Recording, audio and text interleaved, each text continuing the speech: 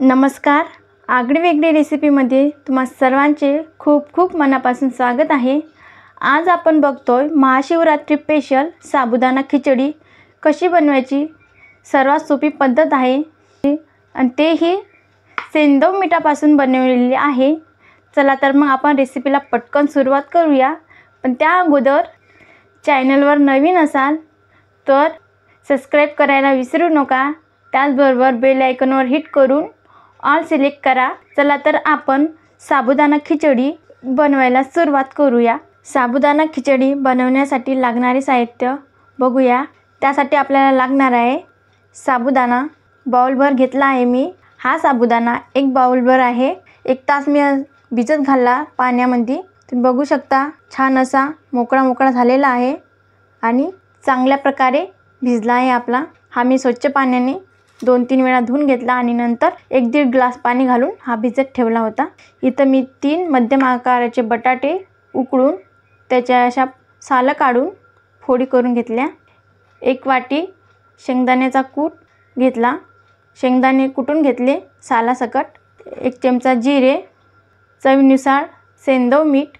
आपण उपवासासाठी बनवत आहे त्यानुसार आपल्याला सेंधव मीठ लागणार आहे। याला काळा मीठ असेही म्हणतात। कढीपत्त्याची पानं 10 ते 12, थोडीशी कोथिंबीर, 7 ते 8 हिरव्या मिरच्या बारीक काप केलेल्या। तुम्हाला आवडत असेल तिखट तुमच्या अंदाजाने घेऊ शकता। चला तर मग आपण साबुदाणा खिचडी बनवायला सुरुवात करूया। सर्वप्रथम इथं मी गॅसवर कढई ठेवली। त्यामध्ये 2 चमचे तेल घालून घेणार आहे। तेल हलकंसं आपल्याला गरम करून घ्यायचं आहे। गॅस मंद आचेवर ठेवायचा। आपलं हलकंसं तेल तापलं की त्यामध्ये आपण घालणार जिरे। जिरे छान फुलू देऊया। तुम्ही बघू शकता आपलं जिरं हे फुलण्यास सुरुवात झाली आहे। यामध्ये आपण घालतोय कढीपत्त्याची पानं आणि त्याचबरोबर घालूया शेंगदाण्याचा कूट।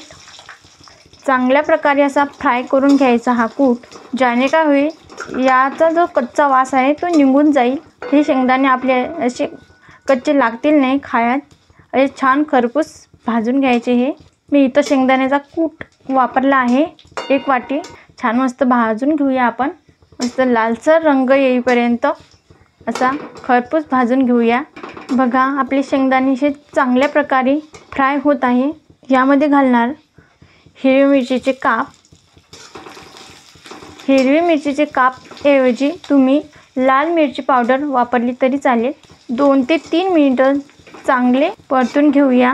2 ते 3 मिनिटं चांगले आपण भाजून घेतले। हे तुम्ही बघू शकाल आपले शेंगदाणे असे छान करपूस झालेले आहे आणि मिरच्या देखील छान भाजल्या गेल्या आहे यामध्ये।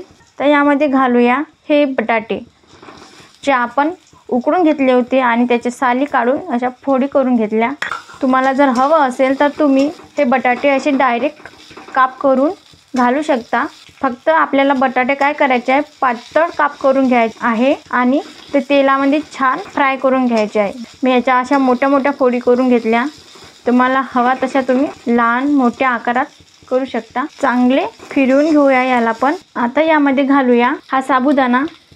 तुम्ही बघू शकता किती मोकळा आपला साबुदाणा असा भिजला आहे छानपैकी। हा 1 तास तरी भिजत घालावा, ज्याने काय होईल हा मस्त असं फुलतो आणि जेव्हा पाण्यातून याला बाहेर काढून घ्यायचा असेल तेव्हा चाळणीमध्ये असा गाळून घ्यायचा, जेणे काय होईल यातील सर्व पाणी निघून जाईल। फिरवून घ्यायचं।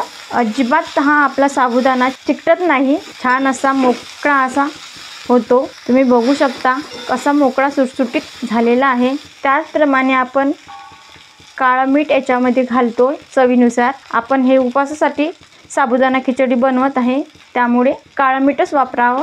चांगले फ्राय करून घेऊया। बघा चांगला मिक्स करून घेतला आहे। आता आपण याला झाकण ठेवून वाफवून घेऊया। 5 मिनिटे तरी छान प्रकारे असा वाफवून घ्यायचा आहे। 5 मिनिटं झाली आहे। आपण झाकण उघडून बघूया। तुम्ही बघू शकता मस्त आपला साबुदाणा असा वाफवला गेला आहे। यामध्ये घालूया ही कोथिंबीर। तुम्ही बघू शकता आपला साबुदाणा हा असा मोकळा सुटसुटीत झाला आहे. मिक्स करून घेऊया. बघा आपला साबुदाणा रेडी आहे. चांगल्या प्रकारे झाला आहे. अजिबात चिकट झाला नाही आहे. तुम्हीही नक्की ट्राय करून बघा आणि रेसिपी कशी झाली ती कमेंटमध्ये नक्की सांगा. उपवासासाठी पटकन आपण हे साबुदाणा खिचडी बनवू शकतो. चॅनलवर नवीन असाल, व्हिडिओ आवडल्यास लाईक करा. जास्तीत जास्त तुमच्या फ्रेंड आणि फॅमिलीसोबत शेअर करा. तसेच आगळी वेगळी रेसिपी चॅनलला सबस्क्राईब करा आणि त्याचबरोबर बेल आयकॉनवर हिट करून ऑल सिलेक्ट करा. ज्याने का मी छान छान रेसिपी अपलोड करेल त्याचे नोटिफिकेशन तुम्हाला येऊन जाईल. आज वेळात वेळ काढून तुम्ही ही रेसिपी बघितल्याबद्दल तुम्हा सर्वांचे खूप खूप धन्यवाद. असेच छान छान रेसिपी पदार्थ बनवून नेहमी खात राहा. भेटूया नेक्स्ट व्हिडिओमध्ये.